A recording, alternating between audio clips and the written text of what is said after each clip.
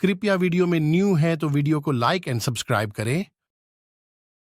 धृतराष्ट्र ने पूछा, संजय, इस प्रकार जब सारी सेनाओं की व्यूहरचना हो गई और दोनों दलों के योद्धा परस्पर युद्ध करने लगे, तब कुंती पुत्र अर्जुन ने संशप्तकों पर और कर्ण ने पांडव योद्धाओं पर कैसे धावा किया? सूत, तुम युद्ध संबंधी इस समाचार का विस्तार पूर्वक वर्णन करो, क्योंकि तुम इस कार्य में कुशल हो। रणभूमि में वीरों के पराक्रम का वर्णन सुनकर मुझे तृप्ति नहीं हो रही है। संजय कहते हैं, महाराज, आपके पुत्र की दुर्नीति के कारण शत्रुओं की उस विशाल सेना को युद्ध में उपस्थित जानकर अर्जुन ने अपनी सेना का भी व्यूह बनाया। घुड़सवारों, हाथियों, रथों तथा पैदलों से भरे हुए उस व्यूह के मुख भाग में धृष्टद्युम्न खड़े थे, जिससे उस विशाल सेना की बड़ी शोभा हो रही थी। कबूतर के समान रंग वाले घोड़ों से युक्त और चंद्रमा तथा सूर्य के समान तेजस्वी धनुर्धर वीर द्रुपद कुमार धृष्टद्युम्न वहां मूर्तिमान काल के समान जान पड़ते थे। दिव्य कवच और आयुध धारण किए सिंह के समान पराक्रमी सेवकों सहित समस्त द्रौपदी पुत्र युद्ध के लिए उत्सुद्ध हो धृष्टद्युम्न की रक्षा करने लगे, मानो तेजस्वी शरीर वाले नक्षत्र चंद्रमा का संरक्षण कर रहे हों। इस प्रकार सेनाओं की व्यूह रचना हो जाने पर रणभूमि में संशप्तकों की ओर देखकर क्रोध में भरे हुए अर्जुन ने गांडीव धनुष की टंकार करते हुए उन पर आक्रमण किया। तब विजय का दृढ़ संकल्प लेकर मृत्यु को ही युद्ध से निवृत्त होने का निमित्त बनाकर अर्जुन के वध की इच्छा वाले संशप्तकों ने भी उन पर धावा बोल दिया। संशप्तकों की सेना में पैदल मनुष्यों और घुड़सवारों की संख्या बहुत अधिक थी।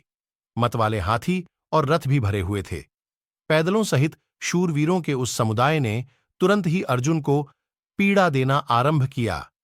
किरीटधारी अर्जुन के साथ संशप्तकों का वह संग्राम वैसा ही भयानक था जैसा कि निवातकवच नामक दानवों के साथ अर्जुन का युद्ध हमने सुन रखा है। तदनंतर कुंती कुमार अर्जुन ने रणस्थल में आए हुए शत्रु पक्ष के रथों, घोड़ों, ध्वजों, हाथियों और पैदलों को भी काट डाला। उन्होंने शत्रुओं के धनुष, बाण, खड्ग, चक्र, फरसे, आयुधों सहित उठी हुई भुजा, नाना प्रकार के अस्त्र शस्त्र तथा सहस्रों मस्तक काट गिराए। सेनाओं की उस विशाल भंवर में, जो पाताल तल के समान प्रतीत होता था, अर्जुन के उस रथ को निमग्न हुआ मानकर संशप्तक सैनिक प्रसन्न हो सिंहनाद करने लगे। तत्पश्चात उन शत्रुओं का वध करके पुण्य अर्जुन ने कुपित हो उत्तर, दक्षिण और पश्चिम की ओर से आपकी सेना का उसी प्रकार संहार आरंभ किया, जैसे प्रलय काल में रुद्रदेव पशुओं, जगत के प्राणियों का विनाश करते हैं। माननीय नरेश, फिर आपके सैनिकों के साथ पांचाल, चेदी और सृजन्य वीरों का अत्यंत भयंकर संग्राम होने लगा। रथियों की सेना में प्रहार करने में कुशल कृपाचार्य, कृतवर्मा और सुबलपुत्र शकुनी, ये रणदुर्मद वीर अत्यंत कुपित हो हर्ष में भरी हुई सेना साथ लेकर कौशल, काशी, मत्स्य, करुष, केकय तथा शूरसेन देशीय शूरवीरों के साथ युद्ध करने लगे। उनका वह युद्ध क्षत्रिय, वैश्य एवं शूद्र वीरों के शरीर, पाप और प्राणों का विनाश करने वाला, संहारकारी, धर्मसंगत, स्वर्गदायक तथा यशवृद्धि करने वाला था। भरतश्रेष्ठ भाइयों सहित कुरुवीर, दुर्योधन कौरव वीरों तथा मद्रदेशीय महारथियों से सुरक्षित हो रणभूमि में पांडवों, पांचालों, चेदी देश के वीरों तथा सात्यकी के साथ जूझते हुए कर्ण की रक्षा करने लगा।